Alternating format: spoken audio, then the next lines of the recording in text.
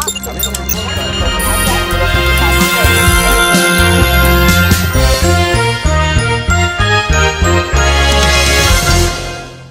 ચૂંટણીમાં કોંગ્રેસે બાજી મારતા ગુજરાતમાં પણ કોંગ્રેસ કાર્યકર્તાઓએ ઉજવણી કરી। રાજકોટમાં કોંગી કાર્યકરો હનુમાન મંદિર પહોંચ્યા અને જય શ્રી રામના નારા સાથે ફટાકડા ફોડી જીતનો ઉત્સવ મનાવ્યો। જીતની ઉજવણી કરવા એક કોંગી કાર્યકર હનુમાનજીના વેશમાં પહોંચ્યા।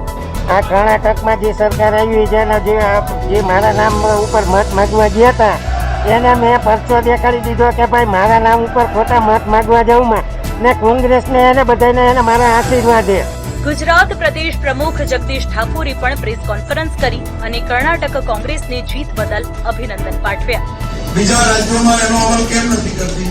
એટલે ચૂંટણી જીતવા માટે ભાજપ વચન આપે છે અને કોંગ્રેસ ઉપર ભરોસો એવો બેઠો કે ચૂંટણી જીત્યા પછી કોંગ્રેસ આ વચનો પાળે છે।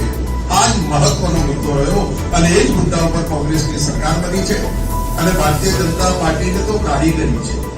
જગદીશ ઠાકોરે ઉમેર્યું કે ગુજરાતમાં ભાજપ સરકાર લાવીને